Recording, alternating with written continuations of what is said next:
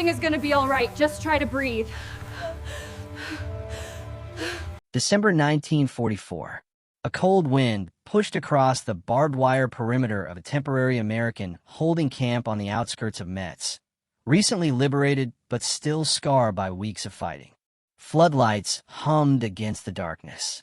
The ground was frozen, the air sharp with the smell of mud, diesel, and burned timber. Inside one of the repurposed storage barns, a cluster of German civilian women, captured during the retreat and awaiting processing, huddled together for warmth.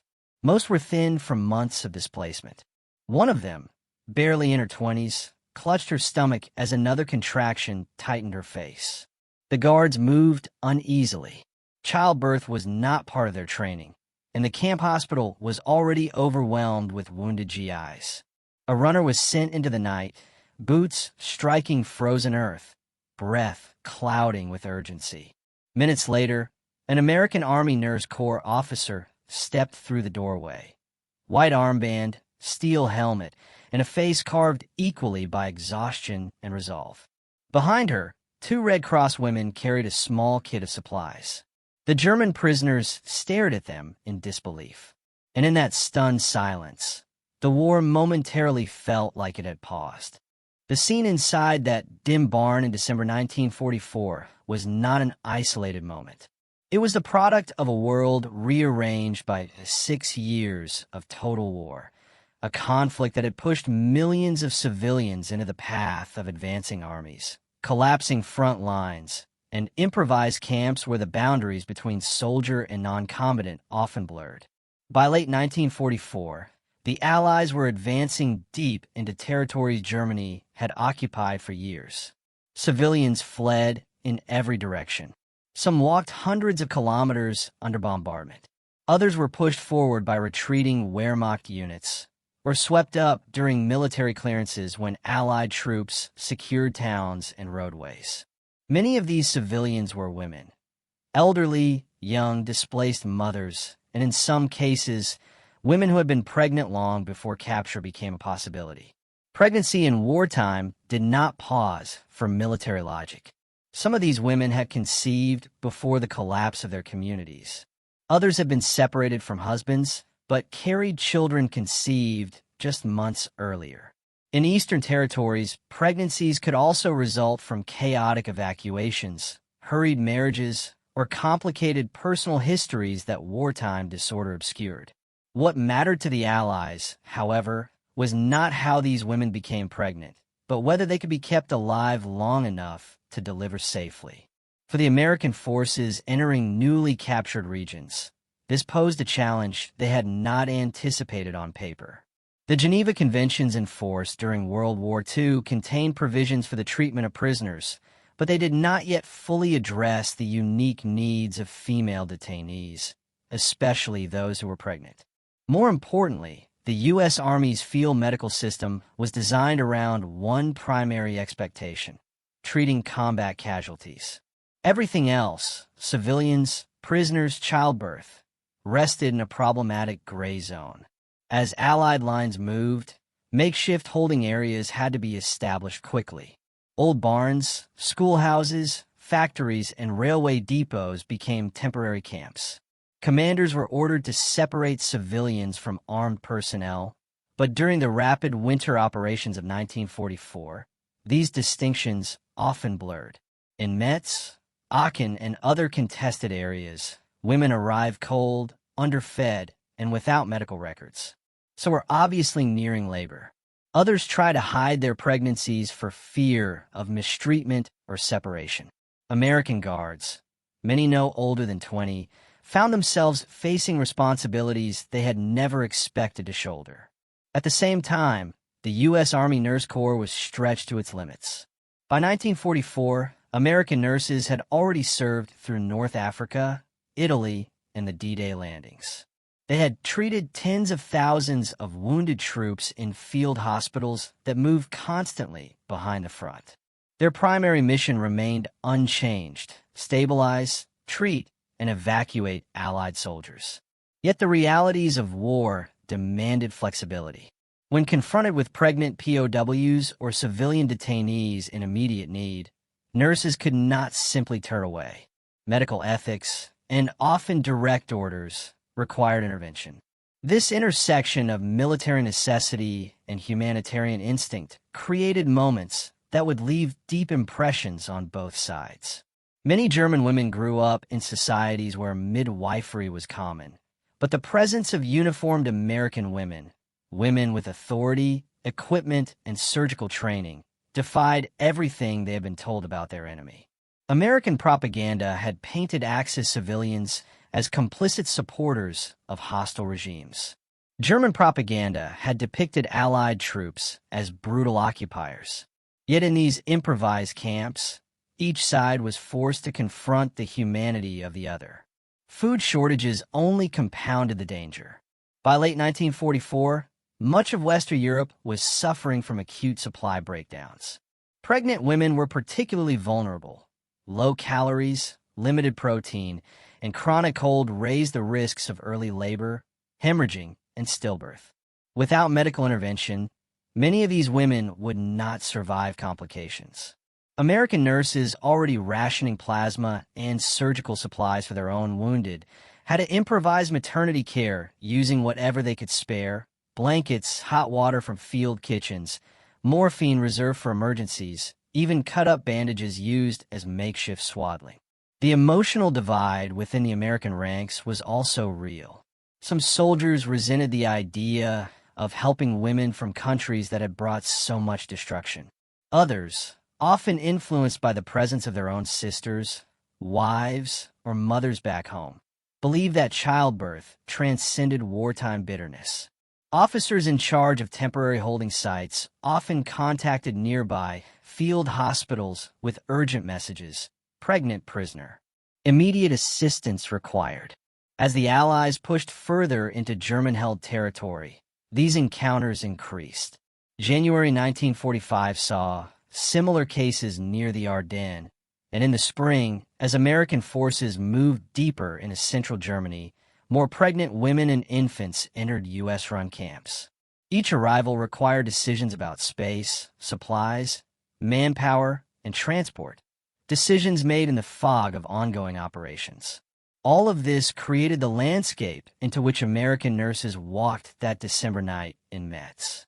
A war still raging, a camp unprepared, a group of terrified women who expected indifference at best, hostility at worst. And yet, in the middle of this collapsing winter front, an American medical team had answered the call. The story now broadens as the full scale of this humanitarian challenge becomes clear. The decision to provide medical assistance to pregnant detainees often began far from the front lines. By 1944, the U.S. Army Nurse Corps had developed a reputation for precision, discipline, and adaptability. These women operated in environments that changed daily: bombed-out factories, muddy orchards, church basements, and mobile field tents set up just hours after an area had been secured. Wherever the Army advanced, its nurses followed, often arriving while smoke still drifted from ruined buildings. Yet maternity care was never part of their formal wartime training. American military hospitals were designed around a strict priority system: immediate care for wounded U.S. personnel, stabilization of Allied prisoners and displaced civilians, humanitarian medical obligations when feasible. Pregnant enemy civilians, especially in late 1944, fell into a category that commanders had to interpret on their own. But the Geneva Convention provisions concerning humane treatment of prisoners, combined with U.S. Army medical ethics, pushed most officers toward the same conclusion: a woman in labor must be treated, regardless of nationality. This responsibility fell overwhelmingly on the women of the Nurse Corps and the American Red Cross. Mobile surgical units, usually set up to treat shrapnel wounds and traumatic amputations, were not ideal environments for childbirth. They lacked sterilized maternity instruments, proper beds, neonatal supplies, and trained obstetric staff. Even so, with front lines shifting rapidly across France, Belgium, and Western Germany, These units became temporary maternity wards more often than official records would suggest. By the winter of 1944 to 45, a clear pattern had emerged. When a camp reported a woman in labor, the nearest field hospital dispatched whomever it could spare. An Army nurse with surgical experience, a Red Cross worker familiar with civilian care, or, on rare occasions, a physician if one was available. These teams frequently traveled under escort through shell-damaged roads or blackout conditions. Some arrived carrying only a medical satchel and a blanket, uncertain whether they would find a routine birth or a medical emergency unfolding in real time. For many, it was the first time they had helped deliver a baby. In the American camps near Metz, Aachen, and later near Leipzig, this process became a repeating cycle. Nurses often stepped directly from treating wounded soldiers into delivering a child they had never met, a child whose parents were citizens of a nation still fighting fiercely against the United States.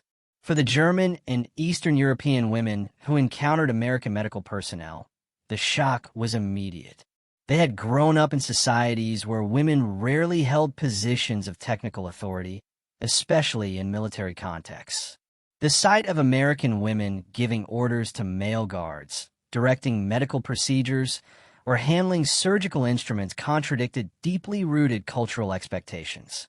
Many POW mothers later wrote in testimonies that they had never imagined an enemy, let alone a woman in uniform, would touch them with gentleness. But this cultural astonishment flowed both ways. American nurses, many barely in their 20s, were faced with women who spoke little or no English, who were weak from malnutrition, and who often expressed fear that they or their newborns would be harmed. The nurses had to work through gestures, touch, and calm tone rather than shared language. They adapted by creating a kind of battlefield maternity etiquette: soft eye contact, slow movements, careful explanation even when not understood. Every delivery deepened the contrast between wartime propaganda and lived experience. Nurses reported that enemy mothers cried with relief when they realized the Americans were there to help, not punish. Some clutched the hands of their caregivers through contractions.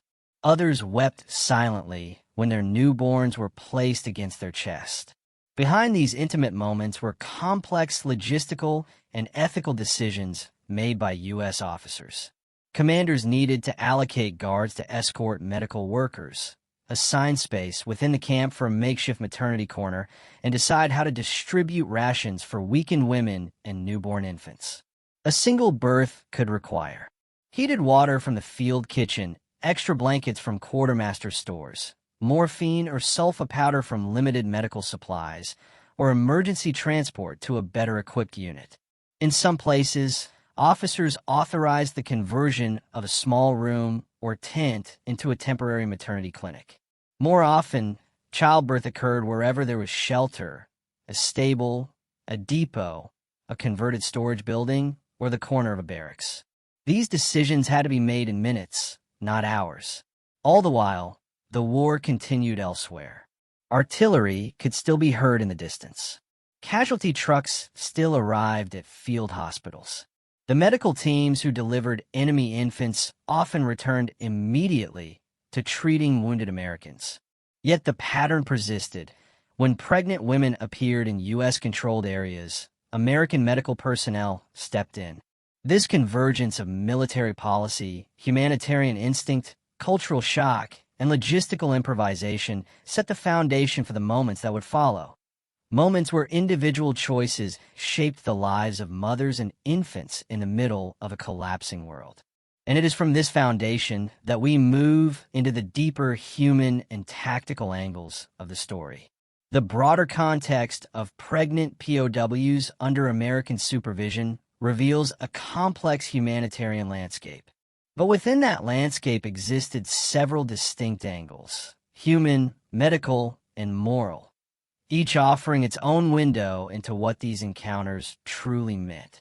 These perspectives help explain why the women who lived through them describe the experience not just as surprising, but as transformative. For the women captured during the final year of the war, pregnancy was both a physical burden and an emotional vulnerability. Many had spent months on a move, walking through ruins, hiding from gunfire, or sleeping in abandoned houses. Some had given up hope of delivering safely. Others feared retaliation, believing enemy soldiers would treat them harshly or separate them from their newborns. Thus, when American women stepped into the makeshift maternity spaces, the first reaction was almost always disbelief. Decades of testimonies reveal a pattern. The most common expression from German or displaced Eastern European mothers was a stunned, quiet confusion. Why would they help me? It was not a question born of entitlement, but of survival. In a war where civilians were often expendable, the idea of an enemy nurse kneeling beside them during labor felt almost impossible. Many of these women were malnourished, dehydrated, and suffering from untreated infections. Their bodies shook with exhaustion even before contractions began. American nurses routinely noticed how light they were when lifted, how fragile their limbs felt, how quickly they lost consciousness when labor progressed. For the mothers, the presence of trained caregivers, especially women, provided a sense of safety they had not felt in months. Several wrote later that the moment an American nurse took their hand was the first time since their capture that they realized they might survive. In that fragile space, a cold corner of a barn or a repurposed storeroom, humanity briefly outweighed nationalism. The women were no longer prisoners or enemies. They were mothers clinging to the hope that their babies would be born alive. And for the nurses, that hope was enough. From a medical standpoint, delivering babies on or near active battlefields was a test of pure adaptability. Field hospitals were equipped for trauma, not childbirth. Nurses had scalpels and plasma, not forceps and sterile maternity kits. They had learned the principles of postoperative infection control, not the delicate sequence of stages in labor and delivery. And yet, within minutes of arrival, they had to transform whatever space they found into a functioning maternity ward. A wooden crate became a table for surgical instruments. 2 jackets rolled beneath a blanket became a pillow. A pot from the field kitchen became the source of warm water. Sulfa powder, usually applied to battlefield wounds, became the life-saving answer to postpartum infection for enemy mothers. In some cases, the nurses encountered breech births, hemorrhaging, or premature deliveries caused by months of malnutrition. They performed these procedures without anesthesia beyond what they could spare, without lighting except for a flashlight held by a soldier, and without the comfort of trained obstetricians. They also had to account for the newborn's fragile condition. Babies born in POW or civilian holding areas were often underweight and at immediate risk of hypothermia. Nurses improvised incubators using hot water bottles wrapped in cloth, placing them around the infants while guarding against burns. They checked breathing patterns with their fingertips rather than stethoscopes, listening through the thin winter air for the faintest cry. Each birth demanded complete focus. A mistake could mean the death of both mother and child. And after hours of intense concentration, the nurse would have to return to her regular duties, treating shrapnel wounds, burns, and frostbite, as though she had not just delivered a child into a world at war. These medical challenges shaped memories that stayed with both the caregivers and the mothers for the rest of their lives. The moral dimension was perhaps the most complicated of all. American nurses were sworn to treat the wounded, but the emotional weight of saving enemy mothers was heavier than many expected. Some had brothers fighting on the front lines. Some had treated soldiers who had not survived, to then spend precious time and supplies on prisoners. Even civilians required mental adjustment. But within the medical units, a principle held steady. In childbirth, there is no enemy. This belief was not written into military regulations. It was carried in the unspoken ethics of the women who served. Nurses frequently described a shift that occurred the moment they stepped into a room where a woman was in labor. Nationality dissolved. Ideology dissolved. Uniforms became irrelevant. There remained only the immediacy of a human life entering the world. For the mothers, the moral shock was equally profound. They had been warned that Allied forces, particularly Americans, would treat them with cruelty. Some had been told their babies would be taken from them or left to die. Instead, they found themselves under the care of women whose compassion contradicted every expectation shaped by war and propaganda. This moral recalibration had lingering effects. Some POW mothers carried lifelong gratitude toward the American nurses who saved their children. A few even wrote letters decades later, seeking the names of the women who had delivered their babies. Conversely, some American nurses confessed that these deliveries shifted their own understanding of the war, reminding them that the suffering of civilians on all sides was far more alike than different. These human, medical, and moral dimensions intertwined to form a picture far more complex than a simple wartime anecdote. Together, they set the stage for the remaining angles where leadership, culture, and psychology would collide in ways that shaped one of the war's most unexpected encounters. The human, medical, and moral layers of these encounters form the emotional core of the story, but the full picture extends further. Leadership decisions, cultural collisions, and the psychological aftermath reveal how deeply war reshaped expectations on both sides of the delivery table. These next angles complete the framework through which we understand why these moments left such profound impressions on everyone involved. For American officers, handling pregnant prisoners or displaced civilians required a degree of flexibility rarely acknowledged in operational histories. Commanders were under immense pressure, push through German resistance, secure territory, and prevent enemy troops from slipping behind their lines. Yet in the midst of this military urgency, they were also responsible for the welfare of every person swept into their jurisdiction. A report of a woman in labor meant immediate decisions. Should she be transferred to a field hospital? Could a medical team safely reach the site? Would the guards be pulled away from security duties to assist? These questions did not exist on official forms. Leaders had to improvise. Many officers believed that their professionalism and America's reputation depended on humanitarian conduct. Others feared that spending resources on enemy civilians might be criticized by higher command. But circumstances forced choices in real time. If a woman was already in active labor, moving her miles over rough terrain could kill her. If the camp lacked sanitation, the risk of infection skyrocketed. If a guard detachment was sent to escort the nurses, the perimeter thinned. Officers balanced these risks with the realities of Army policy. Prisoners were to be protected, not neglected.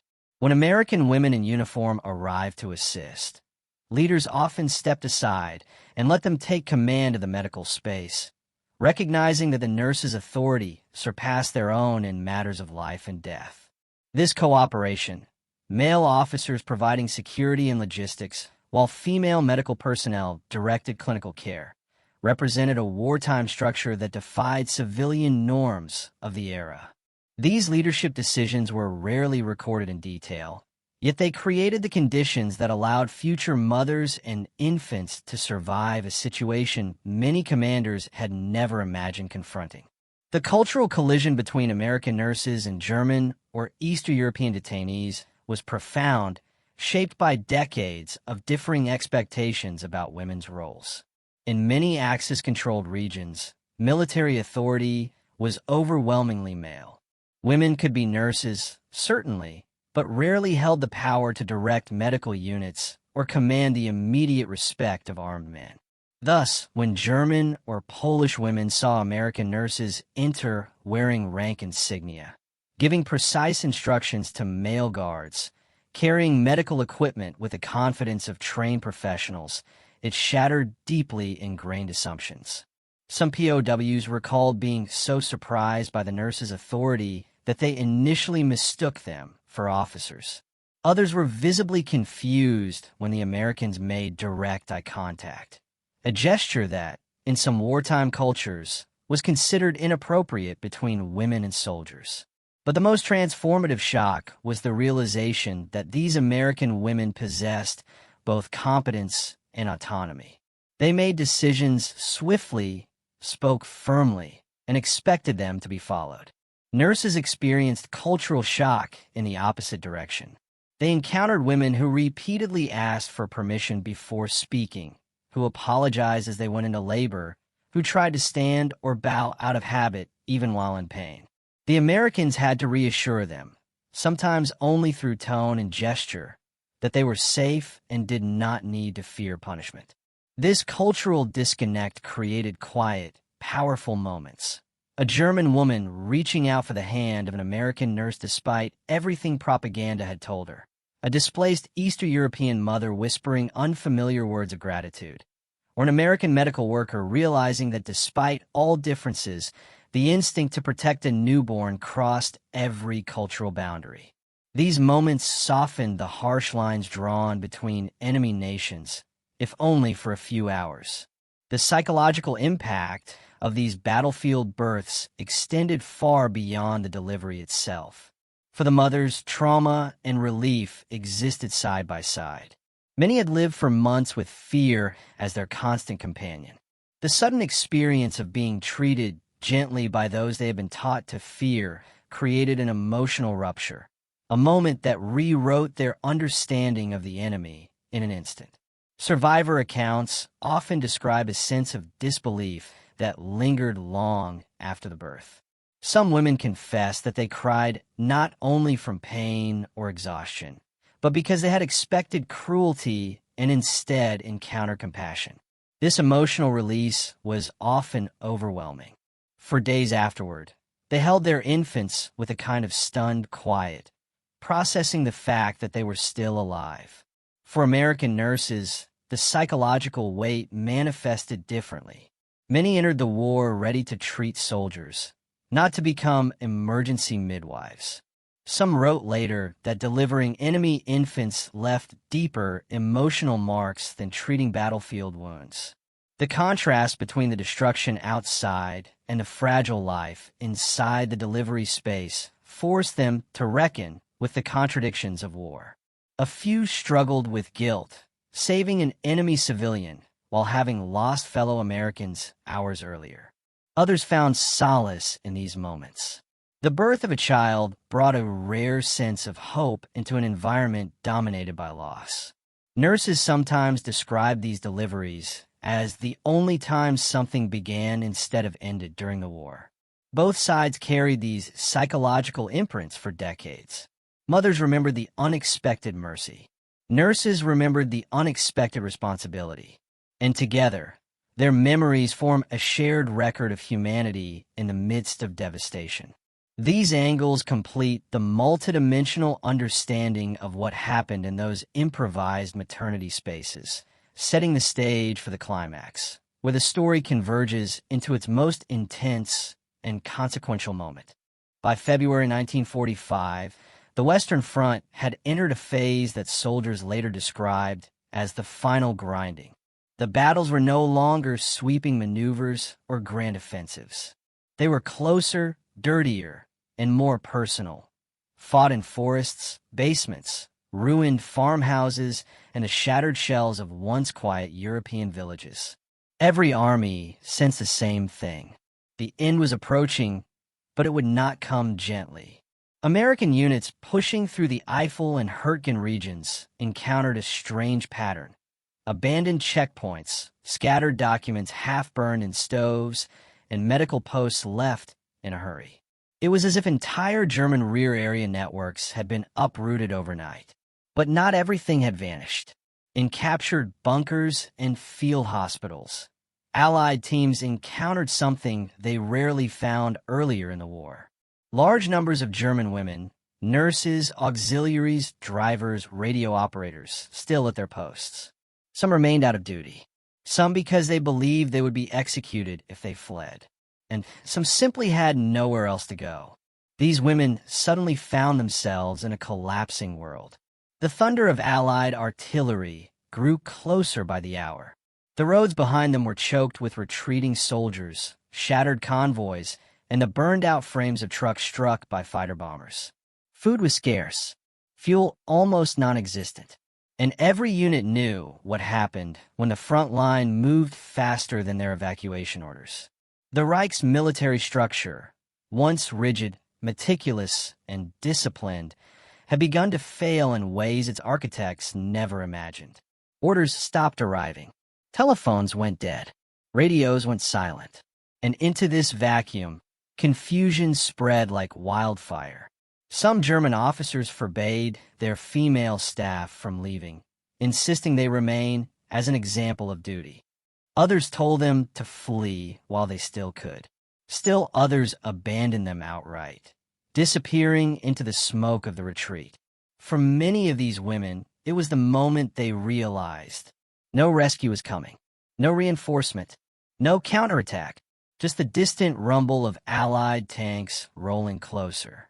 As the front dissolved, thousands of women, many barely out of training, gathered what they could carry and began moving on foot, walking through forests under the sound of shell fire, sleeping in barns, crossing roads littered with burned vehicles and discarded rifles.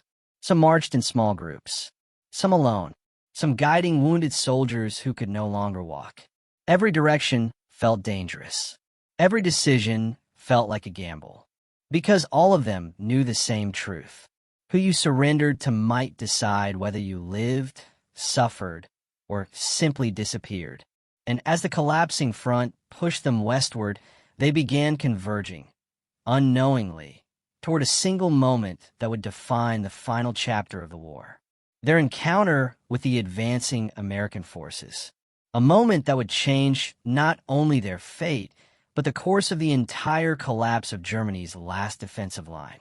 The German women fleeing the collapsing front expected many things from the Americans: anger, humiliation, perhaps even retribution. But what they encountered in those first tense hours was something far more complex. American units entering the Eifel and southern Ruhr regions in March 1945 were exhausted, mud-covered, and battle-hardened. For months they had fought through hedgerows, forests, minefields, and fortified towns. They had seen ambushes in daylight and sniper fire in the dark. They trusted little and expected the worst. So when the first groups of German female auxiliaries appeared, white cloths tied to sticks, hands raised, voices shaking, the reaction inside the American ranks was mixed. Some soldiers froze, unsure whether this was a trap. Others shouted for them to stop, fearing hidden explosives or concealed weapons. A few went silent, stunned by the sight of young women in tattered uniforms stumbling out of the tree lane. Reports from the 9th Infantry Division described the first encounter as an unexpected cessation of hostility in a place where we expected resistance.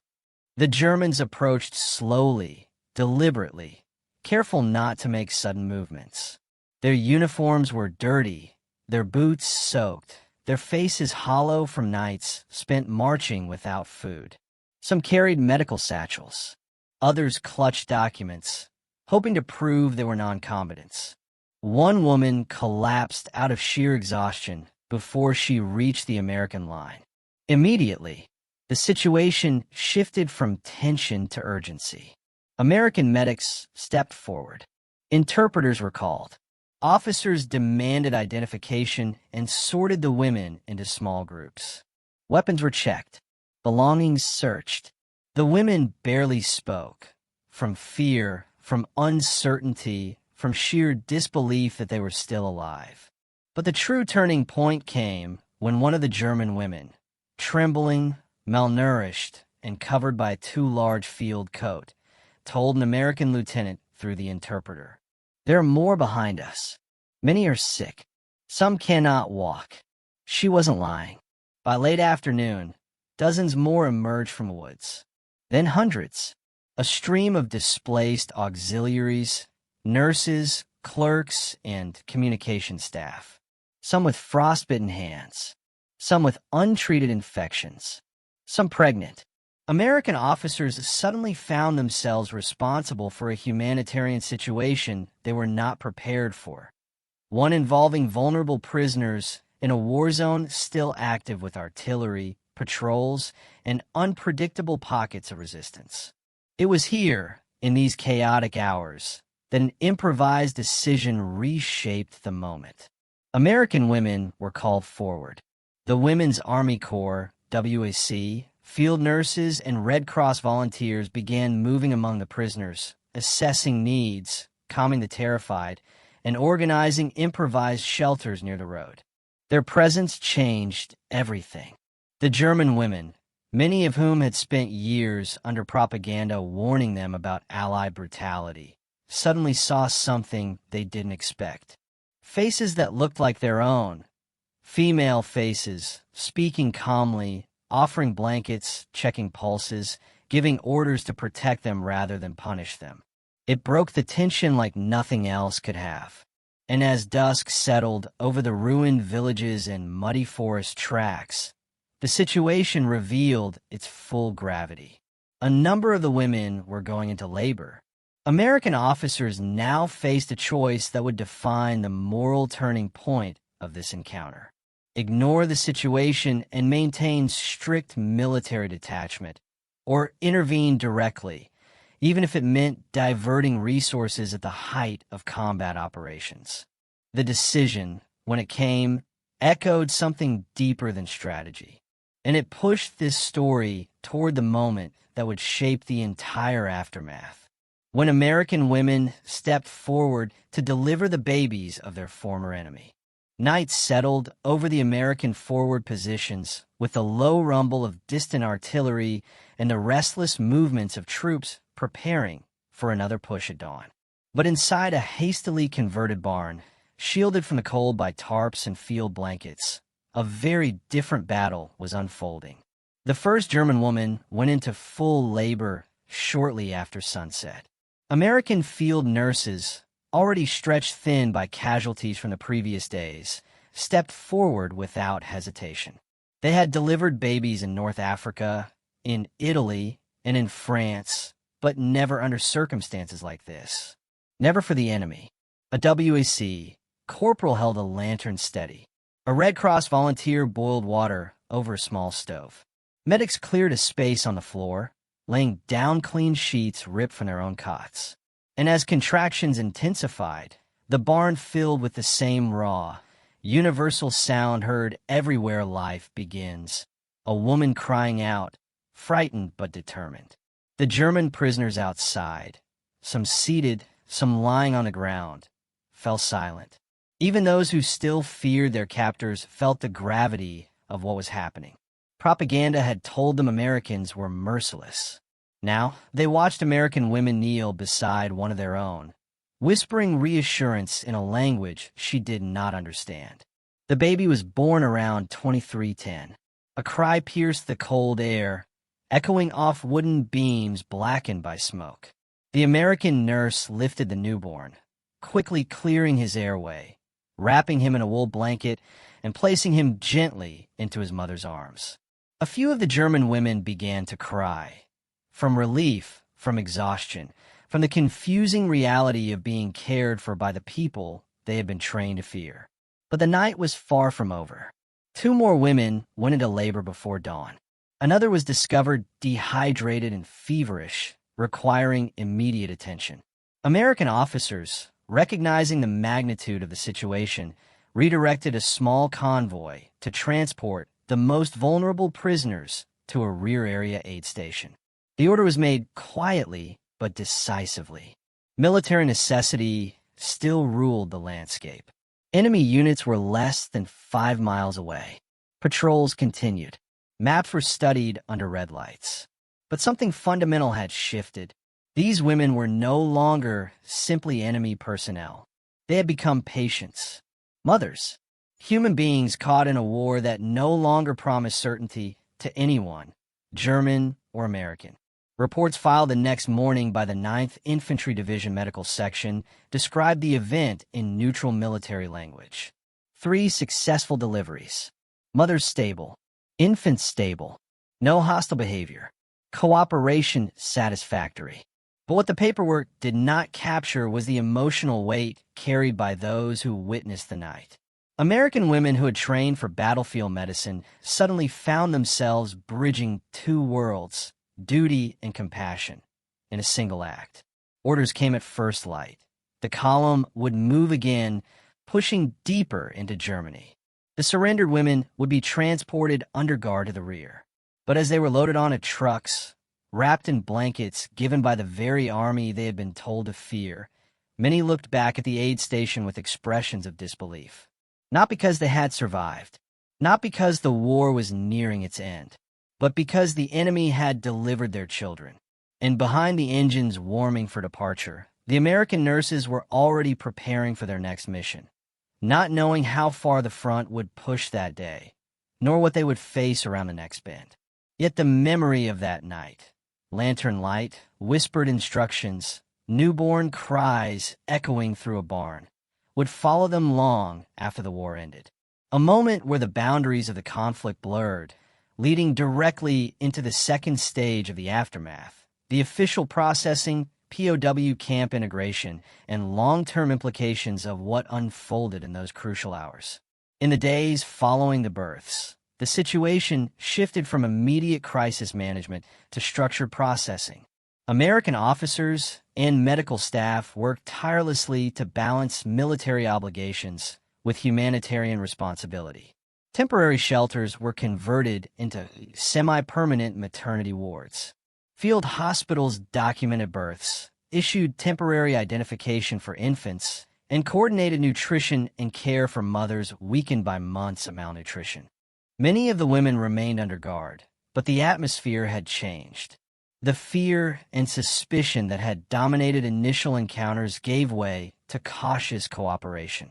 Mothers began to understand that for the first time since capture, their survival and their babies was the priority. Letters, diaries, and post-war testimonies repeatedly noted the profound shock of being cared for by the very enemy they had been taught to fear. The logistical challenges were immense. Supplies were stretched thin. Nurses improvised bassinets from crates and blankets, used warmed water from field kitchens for hygiene, and rationed limited medical drugs to treat both mothers and infants. Even within the structure of military hierarchy, compassion often required split-second decisions. Who would receive priority care, how to allocate scarce resources, and when to transport women to more secure rear-area hospitals. Officers deferred to the expertise of the nurses, recognizing that life-and-death decisions demanded skill, not protocol. Yet the ramifications extended beyond the immediate battlefield. Word of these births and the humane treatment of mothers spread through POW camps and local communities. Morale among surrendered German personnel shifted subtly. Some reported renewed faith in human decency. Conversely, American troops were reminded that the enemy was not a faceless entity, but people capable of vulnerability, fear, and hope. The infants born under such extraordinary circumstances became symbols of resilience amid chaos. Commanders documented them in medical reports, but nurses preserved the personal side, footprints pressed into ledger pages, handprints inked on cards, and photographs capturing the first fragile hours of life. These small acts were, in their own way, acts of defiance against the brutality of war. By late March 1945, as the Allied advance pressed deeper into Germany, the mothers and their newborns were transported to rear-area medical centers and then to larger POW facilities. Officers coordinated with the International Red Cross to ensure compliance with international law, while medical staff maintained vigilant care for both mother and child. Some mothers returned to work within the camps, assisting nurses, or supporting other prisoners. Others remained bedridden for weeks, recovering in the safety of the American-administered facilities. The psychological imprint of these events endured for decades. Mothers carried memories of fear replaced by astonishment, suspicion replaced by trust, and despair replaced by the fragile joy of survival. American nurses reflected on the profound human responsibility that wartime service imposed, the paradox of saving lives in a world defined by destruction. Through these experiences, a broader lesson emerged. Even amid total war, human empathy and professional ethics could alter the course of personal histories. The births did not change the outcome of battles, but they preserved lives that otherwise might have been lost and fostered a fleeting, yet powerful, bridge between enemies. This bridge, fragile and temporary though it was, laid the groundwork for lasting connections. Letters of gratitude, post-war reunions, and historical accounts that continue to highlight the extraordinary humanity displayed in those final months of conflict. And with the war drawing inexorably toward its end, the stage was set for reflection, for understanding what these small acts of care meant in the larger sweep of history, technology, and human experience.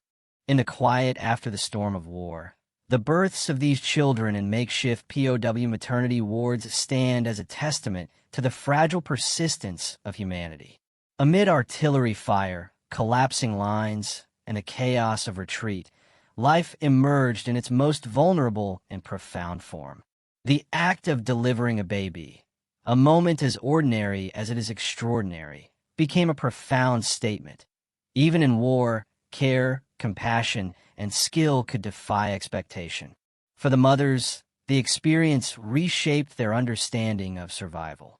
They had been trained to fear the enemy, to see uniforms as instruments of death. Yet in a single night, those same soldiers became protectors, guides, and witnesses to new life. The psychological shock of receiving care from those they had been told to hate created a paradox that neither propaganda nor circumstance could erase. Many carried this memory into peacetime, preserving the stories of nurses who risked their own safety to deliver life amid destruction. For the American nurses, the events highlighted the extraordinary responsibilities borne by women on the front lines. Their expertise, composure, and moral courage transformed despair into hope. In an environment dominated by military necessity and discipline, they reminded the world that warfare does not have to extinguish empathy, that even in the most brutal theaters, human skill and conscience can prevail. Historically, these births were small threads in the vast tapestry of World War II, yet they illuminate critical truths about the human condition. They reveal the intersection of gender, leadership, medical innovation, and moral choice in wartime. Improvised maternity care in POW camps required rapid adaptation, resourcefulness, and courage, principles that shaped broader medical and humanitarian practices in the decades to follow.